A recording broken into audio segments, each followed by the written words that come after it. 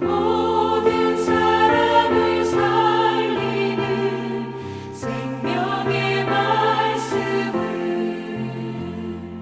값도 없이 받아 생명 길을 가니 아름답고 귀한 말씀 생명샘이로다. 아름답고 귀한 말씀 생명샘이로다.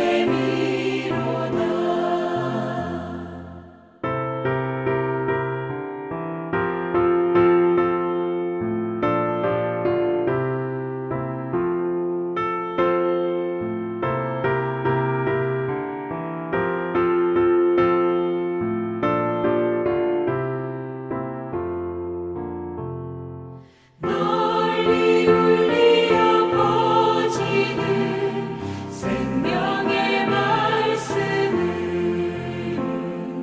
마음의 용서와 평안을 골고루 주나니 당한 예수 말씀 듣고 복을 받네. 아름답고 귀한 말씀 생명샘이로다. 아름답고 귀한 말씀 생명샘이로다. 아멘.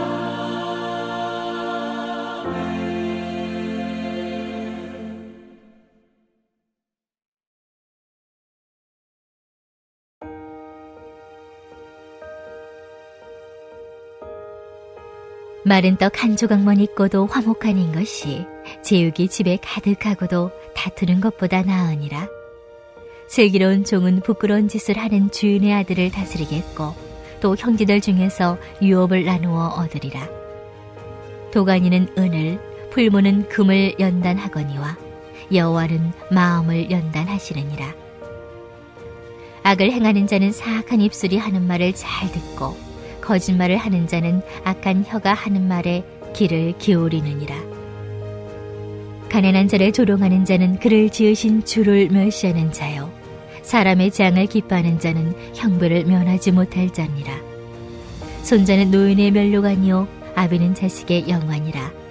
지나친 말을 하는 것도 미련한 자에게 합당하지 아니하거든 하물며 거짓말을 하는 것이 존귀한 자에게 합당하겠느냐. 뇌물은 그 임자가 보기에 보석 같은즉 그가 어디로 향하든지 형통하게 하느니라. 허물을 덮어주는 자는 사랑을 구하는 자요, 그것을 거듭 말하는 자는 친한 벗을 이간하는 자니라. 한마디 말로 총명한 자에게 충고하는 것이 매 100대로 미련한 자를 때리는 것보다 더욱 깊이 박히느니라. 악한 자는 반역만 힘쓰나니 그러므로 그에게 잔인한 사자가 보냄을 받으리라. 차라리 새끼 빼앗긴 암곰을 만날지언정 미련한 일을 행하는 미련한 자를 만나지 말 것이니라. 오늘도 하나님의 말씀을 통해 진리 안에 자유하시길 소망합니다. 오늘 본문 1절에는 과장된 대조 기법이 사용되었는데요. 마른 떡 한 조각과 복수형으로 표현된 풍성하고 기름진 명절 음식이 대조됩니다. 1절에서 말하고 있는 상황이 제사를 드리는 때인지는 분명하지 않습니다. 어쨌든 본문에서는 평화로운 분위기에서 맛보는 인간미 넘치는 알뜰한 식탁이 불화가 있는 풍성한 축제 식탁보다 낫다고 선언합니다. 2절 상반절에서는 신분이 낮지만 현명한 사람이 법적 지위가 더 높으나 수치스러운 사람보다 우위에 선다고 말합니다. 이를 구체화시킨다면 유능한 종이 무용한 아들보다 우위를 점한다는 것입니다. 신분은 낮지만 유능한 종이 결국 형제들 중 상속자가 된다는 것입니다. 3절에서 사람의 심장을 점검하시는 분은 야훼이십니다. 사람이 귀금속의 순도와 가치를 검토하듯 야훼 하나님께서는 사람의 마음을 검증하신다고 이야기하고 있습니다. 이어서 4절은 악을 의도적으로 받아들이는 자의 내면을 강조하고 5절은 외적으로 드러나는 양상을 부각합니다. 사악한 자와 기만하는 자가 동일선상에 놓였는데요.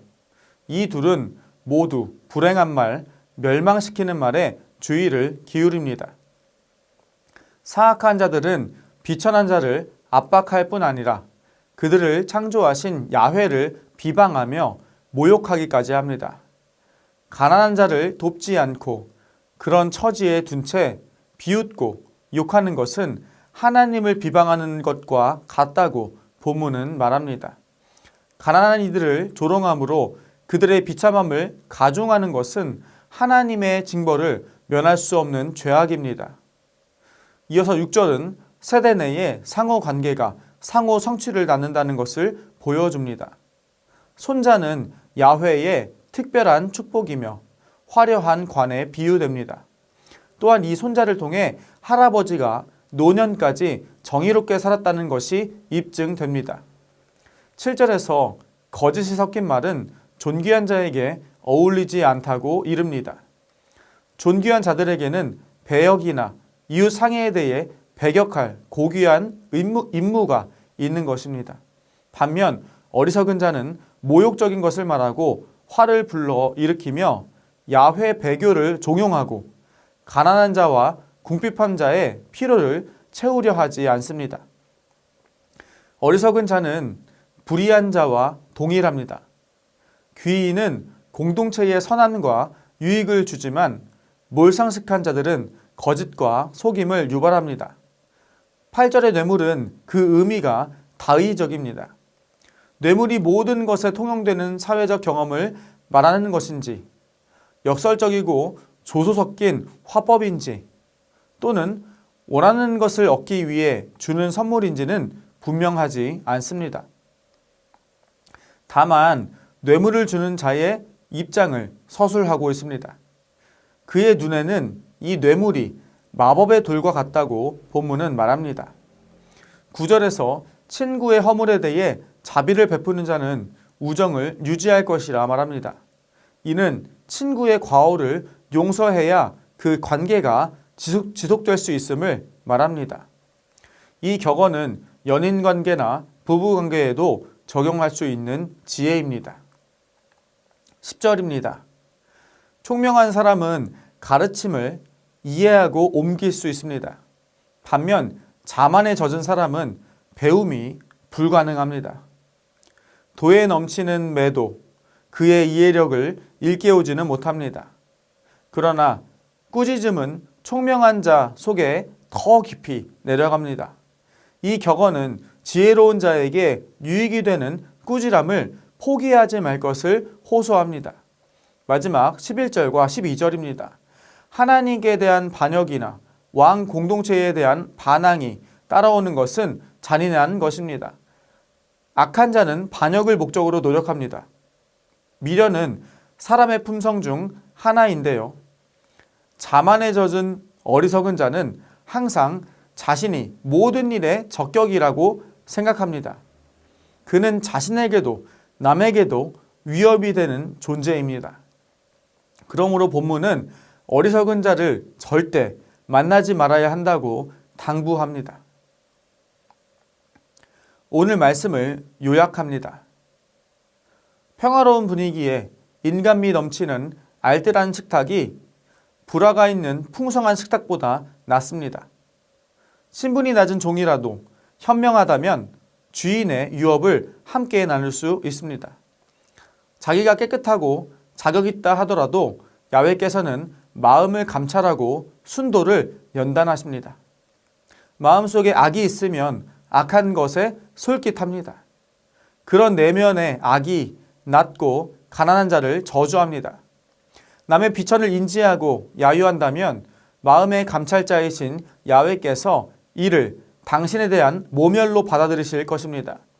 사회적 상호성을 찢어놓는 어리석은 자들의 항상 있지만 하나님은 시대마다 존귀한 자들을 두셔서 이를 이길 수 있도록 하셨습니다. 상호성이 아니라 상호 경쟁 속에는 뇌물과 선물이 통용됩니다. 하지만 개인적, 사회적 악은 또 다른 불씨가 됩니다. 우리는 큰 싸움이 되기 전에 이 불씨를 꺼뜨려야 합니다.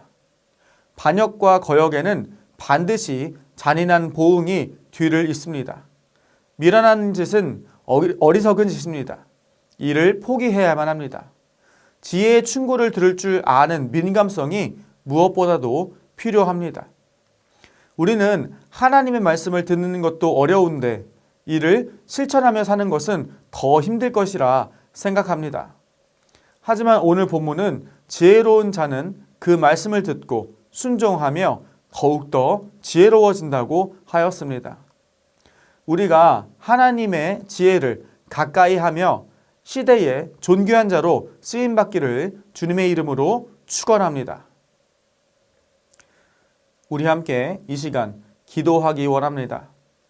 첫째로 우리가 하나님의 말씀을 멀리하는 미련함을 버리고 말씀에 순종하여 의인의 형통한 삶 누리도록 함께 기도하시겠습니다.